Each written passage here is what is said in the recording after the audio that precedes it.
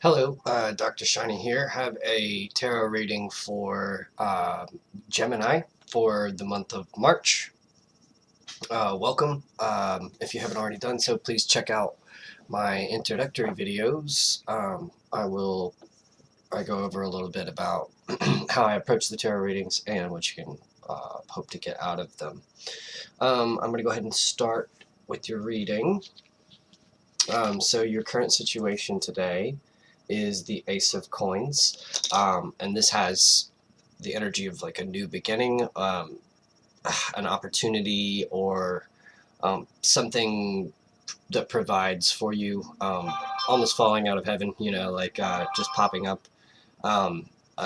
Could be a new idea or inspiration. Plan of attack, though, is in the sort of physical realm. So a business venture, that type of thing, is where your energy is generally going there.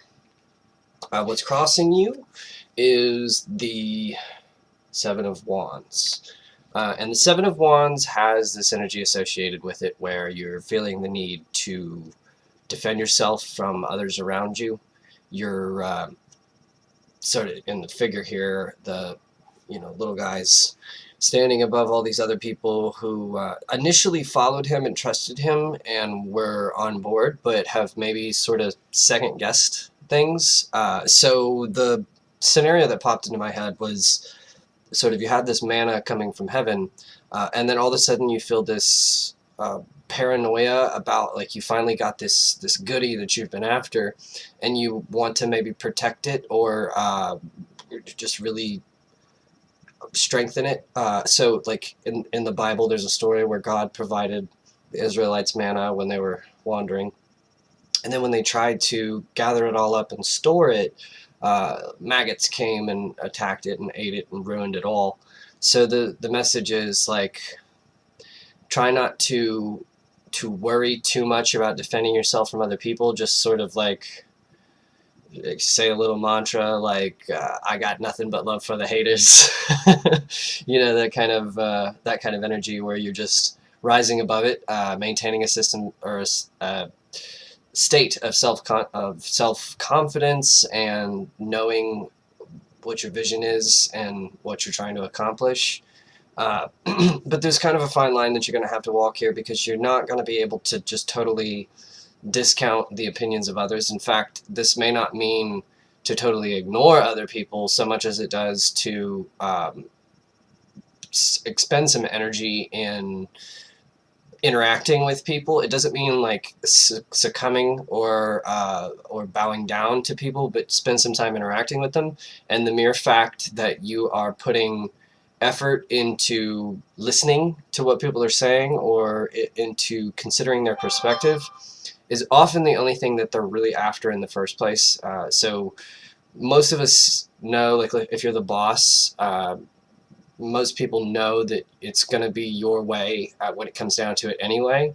So they don't necessarily want to control the situation, but they do want to feel as though their opinion matters, or that their view on the best way to carry forward is being considered by the people above them, because they're kind of the eyes and ears for you if you're above them. Like, you can't micromanage everything, including micromanage the information that's coming in from the bottom up and from the customer and that kind of thing. So you have to establish these working relationships with people underneath you, or with people who might not understand your vision or your path carrying forward. I see that in your past, or what the sort of situation that got you here, it's the Six of Coins, which represents charitable giving out of abundance. So that either you have been really charitable out of abundance, or you've got where you are because of the charitability of others, or a parent giving you an inheritance or helping you out with your bills, or something like that. But one way or another, you've either been helped or have helped people, and that's sort of the root of what brought the situation on, or what brought the feelings on specifically. So, like, abundance and giving to other people can give you this sense of self-righteousness a little bit. I mean, it comes with the action, it comes with the territory. Really skilled and humble people will find ways to deflect and transform those feelings into something productive, but people who aren't as skilled at that will get kind of like poisoned with power. You know, they'll get sort of high and mighty or pious, and that's what you're sort of that's that fine line that you have to draw, that you have to understand that while there's probably a reason why you're the leader in this situation. um, Everybody always wants to climb that ladder and always wants to be in the place that you are, so you have to remind them in a skillful way that's not like pious. Like, you don't want to come across as like, I'm the best manager ever. Nobody likes that, but there does have to be situations in which you display the reasons, your hard work and your fortitude, and the reasons why you are where you are, you know. And it's just a continuous battle. It's sort of like the double-edged sword. It's what comes with having a lot of power, a lot of responsibility. And people think that when you have a lot of power, you shouldn't have to use your power, your responsibility. You should be able to sit back and just like let other people do things for you.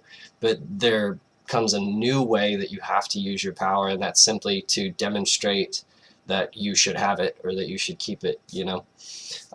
What I see in your future, or where the future is headed, is, you know, or through the current situation, or what's influencing you or challenging you, is the Six of Wands. And the Six of Wands is it's kind of funny. It's, well, very close to the Seven of Wands. If you look, there's like wands, you know, in the bottom area there. Like, it looks like they're kind of all trying to get to this character, but she's just sort of skillfully dancing above them. And it's saying that you've got the personal power to make it through this situation however you choose. However, there is sort of a possibility of divisiveness, of people sort of turning their backs on you completely and you having to kind of go it solo, which you'll be able to accomplish. But there's also sort of some lessons that you'll lose as the result of taking that path. So it's really sort of up to you, but just keep in mind that there are pros and cons to every way forward, and the situation is no different. You can either strengthen and feed your self-sufficiency and your independence, and your skill, your self-worth, or you can learn to compromise and deal with others and have a little bit less stress in your life, have things work a little more harmoniously. So that's kind of like your two roads here. And being that you're a Gemini, of course you have to have two roads. For the crowning thoughts, the higher consciousness, I'm seeing the Ten of Wands, which suggests that you're maybe feeling a little bit over encumbered, a little overwhelmed, feeling like maybe this situation is like falling apart a little bit, and so you have no choice but to go hard-headed and to essentially just follow your own plan. But that's not always necessary. I'm seeing that there is help available for you in your situation, even if that's only just taking a step back and, like I said, taking a moment to like talk to somebody. You can quickly get people who have previously been working against you right back on board working for you, and free up a tremendous amount of mental energy and ability to navigate your space or your challenge. The foundation for the situation is the Knight of Wands, which is sort of visionary, willpower energy, which suggests you sort of jump into a situation a little bit like acting before thinking, you know, or ask, or, you know, shoot first, ask questions later, that kind of thing. So this is probably the root of the situation, of the difficulty, is that you haven't really considered that other people need to understand where your mind is or what your vision is to a better degree if they're going to support you and be behind you. If you keep them in the dark, or if you think that it's not important for them to know what's in your head, then essentially they're going to like start to cast you out. They're going to become more suspicious of you, Even if there's really nothing to be suspicious of, even if you should be trusted, sometimes they just turn their back on you because they're not inside your head, you know, and you forget that you have to be more open and communicative with people around you. Your advice for the current situation is the Hierophant. So the Hierophant is also known as the Pope card. This is involving established institutions. So this is saying to whatever you do, sort of follow the rule book a little bit. Don't go beyond your boundaries. Don't cut corners too much. So in other words, this is like you've perhaps been operating with your coworkers or something a little bit less than ideally, right? So maybe they have like some dirt on you that would be able to be used by corporate or something like that. You want to make sure that you're conforming to rules and regulations at this point, because there is some sort of jealous or negative energy on you.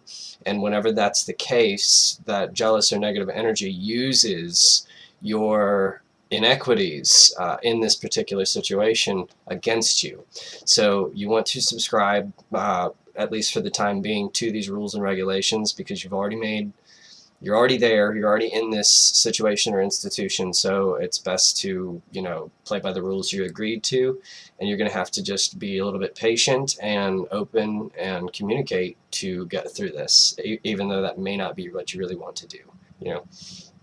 Your current environment is the Knight of Coins, and this means that the people around you, the ones that are standing below you in the Seven of Wands, they are hard-headed, stubborn.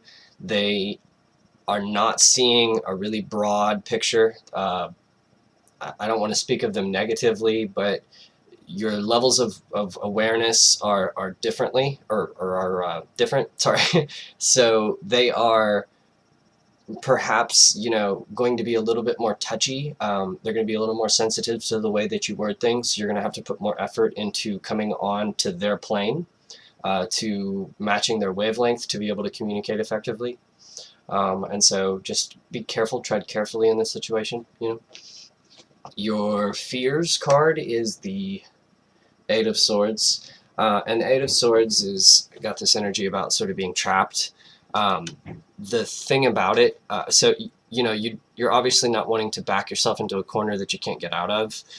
You've got a pretty good thing going for you. So you know, the thing about the energy of this card is it's sort of self-imposed. So the situation's not really as bad as you think it is. It's like you just have to put your nose to the grindstone and just like get something over with. It's really just something that you're working up in your head to be worse than it is. So if you just do it, it won't be so bad.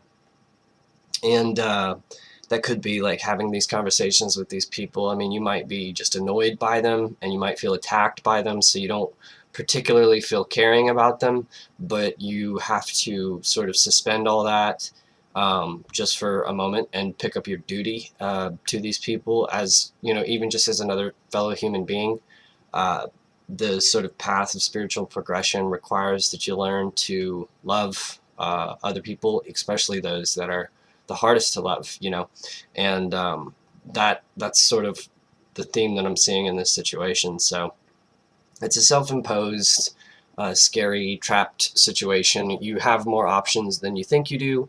It's just that you have sort of fixated on a particular way that you'd like to solve the issue, and that's not going to serve you in this case. You're going to have to accept other possibilities to be able to move forward here. Your current situation is the Lovers. Okay, so it means a lot of things. So first of all, this is about making grand scale choices, decisions which will, first of all, are involved with other humans emotionally and on a sort of personal relationship plane, rather than being like raw business or something like that, which is saying that maybe you've been in this situation a little too business, a little too legalistic, and you haven't been personal enough, and that really what people around you are looking for is for the sort of the love You know, they want to feel the love. They want to feel that you actually are concerned and care, and and your choices really are a little bit arbitrary, because the way that it works when you're a bigger, when you're a visionary, right? The business sort of, or like let's say you're the CEO of a company, the business sort of runs itself, in some ways, in that, you know, the lower management is going to order supplies that need to be ordered and make sure that the people that work there are going to work there and everything.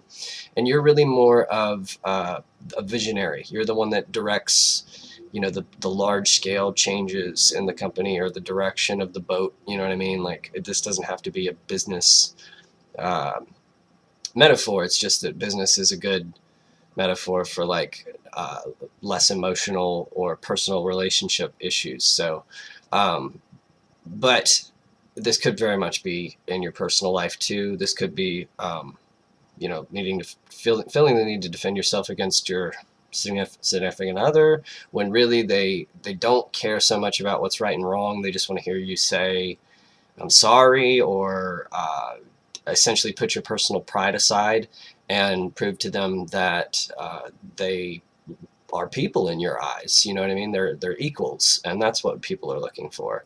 Is this this like true love based connection, you know?